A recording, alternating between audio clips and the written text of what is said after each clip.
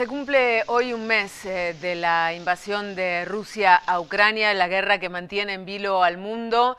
Vamos a ver cómo está impactando esta situación en Europa y específicamente en Italia. Allí está Virginia Priano, que como siempre tiene la gentileza de acceder a nuestra requisitoria. Virginia, buenas tardes. Gracias por estos minutos. ¿Cómo estás? Hola André, ¿cómo están?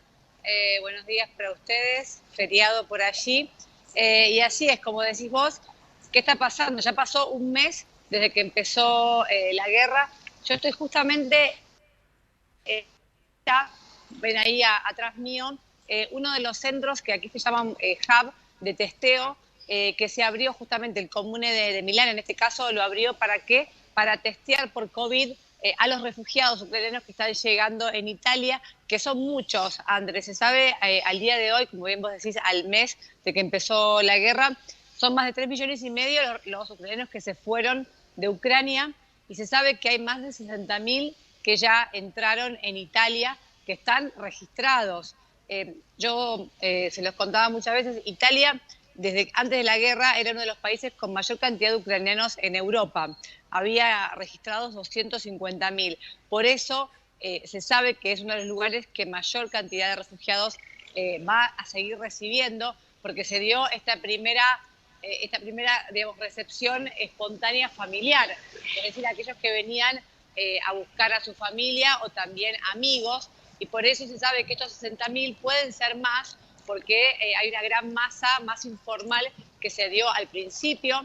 Llegan sobre todo en colectivos, a la noche, a la madrugada, y por eso uno de los centros de testeo de COVID está justamente muy cerquita de la estación de tren, porque ustedes habrán visto, ¿no?, imágenes de las diferentes estaciones de trenes, que son estas imágenes de los refugiados llegando.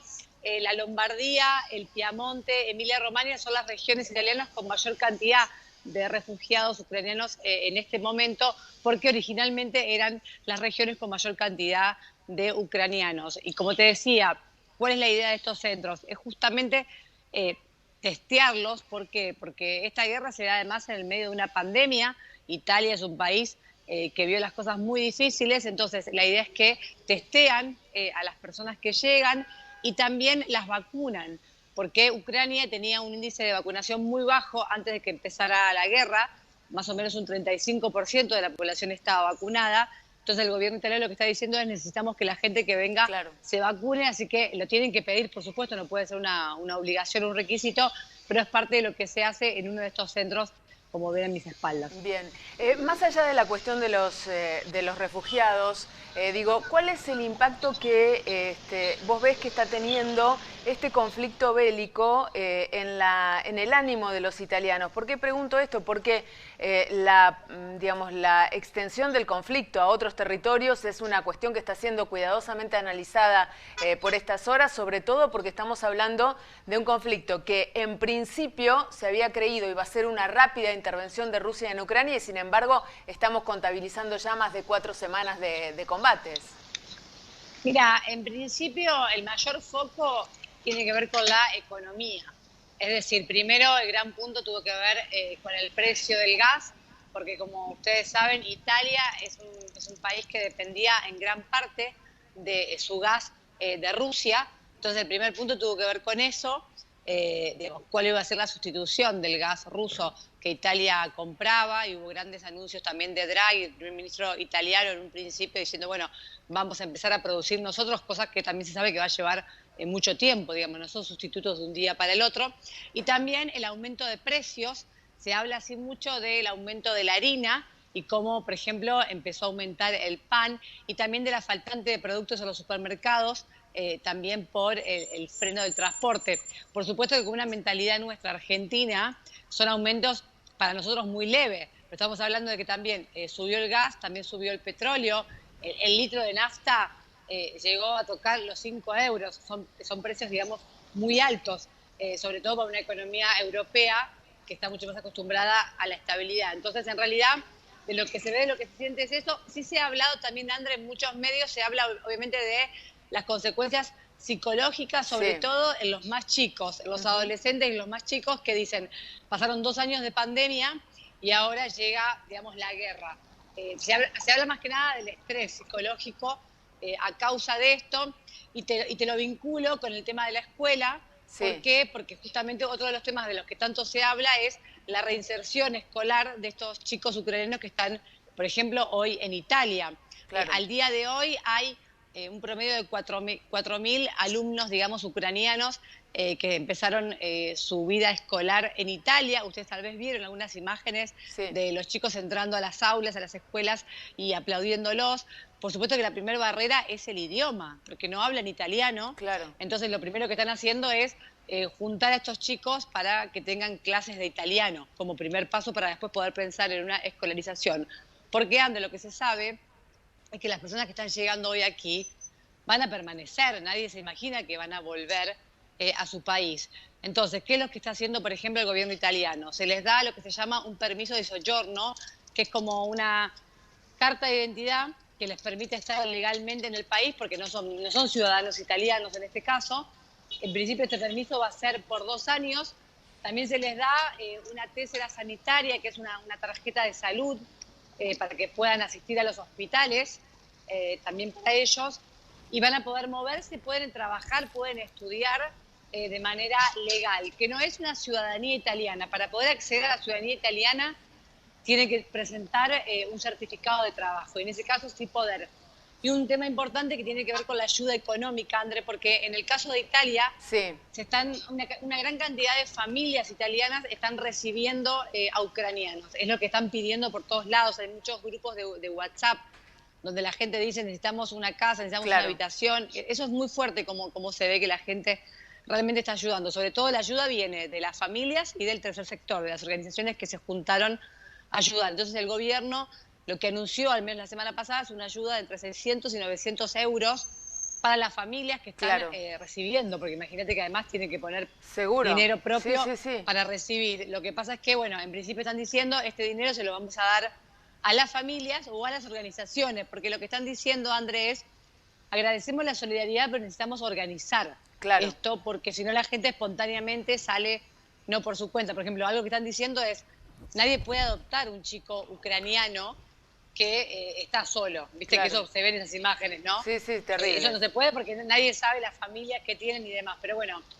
la ayuda está viniendo, digamos, por ese lado, y como ustedes saben, son todos fondos, en este caso, de la Unión Europea. Claro. Virginia, ¿cómo está impactando, digamos, las críticas de diversos editorialistas o analistas internacionales respecto a la actitud del Papa Francisco sobre la guerra? Porque algunos ya se animan a compararlo con lo que fue la actitud de Pío XII cuando la Segunda Guerra Mundial, cuando evitó condenar a Hitler. Lo cuestionan concretamente al Papa por no nombrar a Putin, por no nombrar a Rusia como agresor de Ucrania. ¿Cómo se está viviendo esa situación y fundamentalmente cómo impactan estas críticas en lo que también ha provocado puertas adentro del Vaticano, que es una fuerte interna? Mira, Italia suele ser un país donde se critica muy poco al Papa. Es raro encontrar críticas fuertes en los medios de comunicación. Suelen ser bastante respetuosos de la figura. Por todos lados sí salió, digamos, el mensaje de él que dio en el Angelus el pasado domingo, donde decía, bueno, como esta guerra es obviamente imperdonable. Se sabe también que el día martes el Papa volvió a llamar por teléfono a Zelensky, porque ya lo Sí, había hecho al principio de febrero, y lo volvió a hacer en el día de ayer condenando. Se sabe, ustedes lo habrán contado, ¿no? Y Zelensky que lo invita al Papa a que claro, vaya a Ucrania, algo que por supuesto parece, ¿no?, es muy lejano. Las críticas que uno lee aquí tienen más que ver con medios de otro lado, o bueno, o con periodistas que son más críticos del Vaticano. No así en los periodistas que siguen el Vaticano, los famosos periodistas vaticanistas no suelen tener una mirada tan crítica al Papa, algo que sí, por supuesto, uno lee y que también sí tal vez lo escucha más uno en la gente, ¿no? En la gente que se pregunta por qué no hay una actitud más fuerte de él, ¿no? Un gesto más fuerte y no mensajes tal vez tan débiles que él ha dado desde el Vaticano. Detrás también muchos dicen, André, que esto tiene que ver con su relación con la Iglesia Ortodoxa, Sí. que el Papa siempre quiso acercar la Iglesia Católica con la Iglesia Ortodoxa y que por eso fue un encuentro que él tuvo en el 2016 y que en parte tendría que ver con eso. También uno sabe que él ha recibido a Putin varias veces. Digamos, uno sí lo lee a eso, pero no tanto una crítica a esta actitud tan pasiva de la que se ha visto hasta ahora. Bien. Bueno, vamos a ver cómo evoluciona esta cuestión. Lo cierto es que la guerra concretamente se ha extendido mucho más de lo que se pensaba en un principio. Lo decíamos al principio, ¿no? De la charla. Se preveía una intervención breve. Sin embargo, la resistencia ucraniana ha determinado que este conflicto en las armas se extienda con cada vez menos posibilidades de avanzar en el campo diplomático, ¿no? Porque ya prácticamente las reuniones que se habían dado al principio del conflicto entre las delegaciones ucranianas y rusas prácticamente quedaron no solamente en materia de resultados en la nada, sino también en cuanto a su reiteración, ¿no? Sí, además, André, bueno, hoy por ejemplo es un día importante porque hay una reunión en Bruselas del G7, Sí. también de la OTAN. Se sabe que va a haber una reunión de estos líderes con Biden.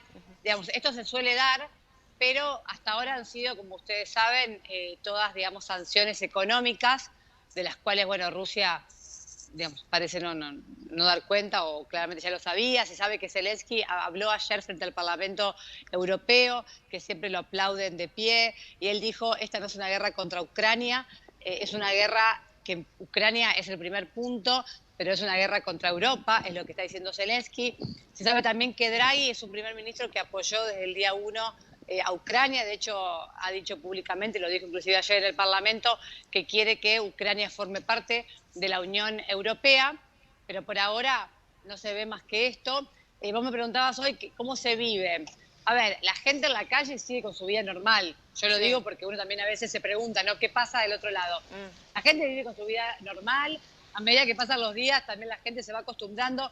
Te pongo un ejemplo. Todos los días a las 6 de la tarde hay una concentración en el Duomo de ucranianos, ¿no? Pidiendo el cese de la guerra. Los primeros días eran unas marchas, manifestaciones masivas. El día sábado yo pasé por el Duomo y era un pequeño grupo de ucranianos y alrededor la gente que seguía su vida completamente normal. Sí. Entonces, eso también va pasando. La gente sí está tratando de dar ayuda porque lo que siguen pidiendo es mucha ayuda de comida y medicamentos. Hay muchísimas organizaciones que están llevando ayuda, sobre todo a las fronteras, sobre todo a Polonia, porque ustedes saben que es el país que mayor cantidad de ucranianos tiene, se sabe que son más de 2 millones. Pero después, en el día a día, la verdad que la gente sigue su vida igual. El único miedo que tienen es si esto se puede extender y puede llegar, digamos, a Italia, en este caso, porque sabe que es uno de los países más cercanos y que además, digamos, más tiene las de perder en ese caso con Rusia. Virginia, gracias como siempre, te mandamos un gran saludo desde Santa Fe y seguimos en contacto. Gracias. Gracias, un beso para todos. Hasta Gracias. Virginia Priano está en Italia y así nos describía el panorama a un mes del inicio de las acciones bélicas en Ucrania. Ahora seguimos con otros temas.